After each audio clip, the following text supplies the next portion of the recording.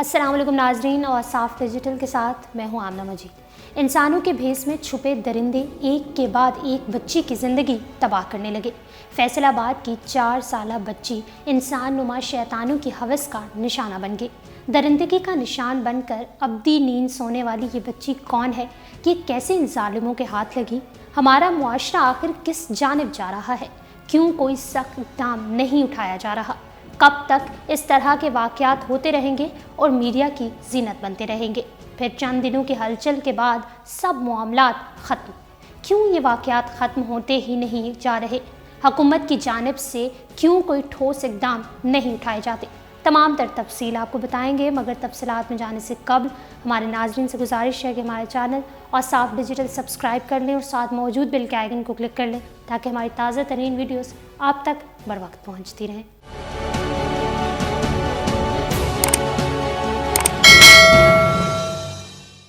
ہمارے ہاں انسانوں کے روپ میں چھپے بہروپیے سر عام گھوم رہے ہیں، جن سے بچیوں کی عزت محفوظ ہے نہ ہی زندگی۔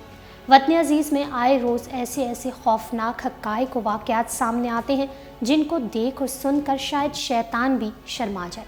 زیادہ تشویشناک بات یہ ہے کہ ہوس کے پجاری یہ بدفعلی معصوم بچوں کے ساتھ کرتے جا رہے ہیں اور یہ رکنے کا نام بھی نہیں لے رہے۔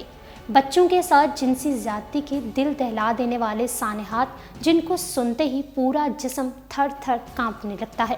ان معصوم پھولوں جن کے ساتھ یہ ظلم ہوتا ہے اور ہوتا ہی جا رہا ہے، جن کی عمر بمشکل 5، 6، 7، 11 یا 12 سال تک ہوتی ہے، کوئی بھی ایسی عمر نہیں جس میں بچہ محفوظ ہو۔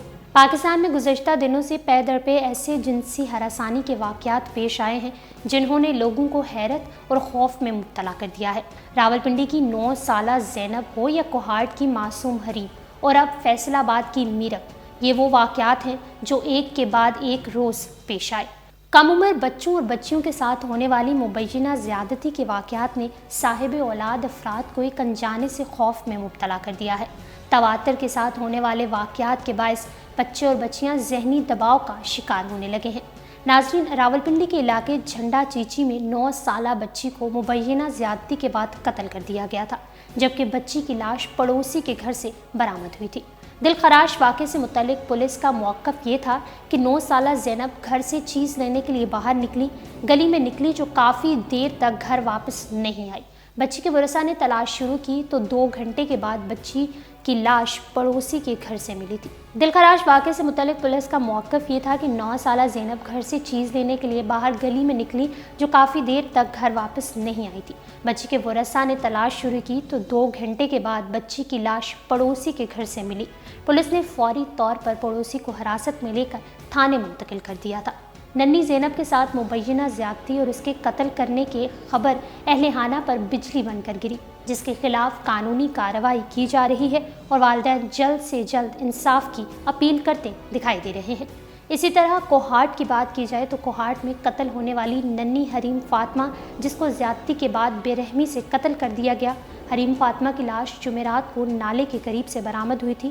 حریم فاطمہ کا تعلق کوہاٹ کے علاقے خٹک کالونی سے تھا، جو 3 روز قبل گھر سے چیز لینے کے لیے باہر نکلی اور پھر لاپتہ ہو گئی تھی، اور اب جب ملی تو مردہ حالت میں۔ تاہم حریم کو آبائی علاقے کرک میں سپرد خاک کر دیا گیا تھا۔ پنجاب میں کمسن بچے اور بچیوں کو اغوا کرنے کے بعد زیادتی کرنے اور اس کے بعد انہیں قتل کرنے کے واقعات میں ہوشربا اضافہ ہو گیا ہے، مگر پنجاب پولیس اس قبیح جرم کو روکنے میں غیر سنجیدہ دکھائی دیتی ہے۔ یہی وجہ ہے کہ ابھی تک جنسی درندگی کرنے والے سفاک ملزمان پولیس کی گرفت سے آزاد ہیں۔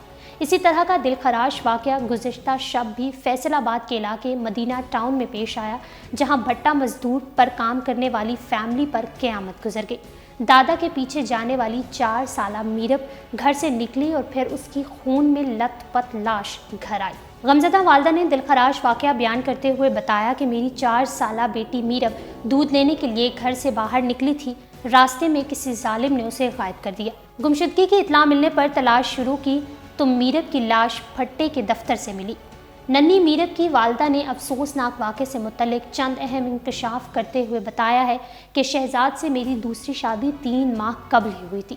بیٹی کی گمشدگی کے بعد اسے ڈھونڈنے کے لیے تلاش شروع کی تو بھٹا آفس کے قریب اس کی دل خراش چیخیں سنائی دی۔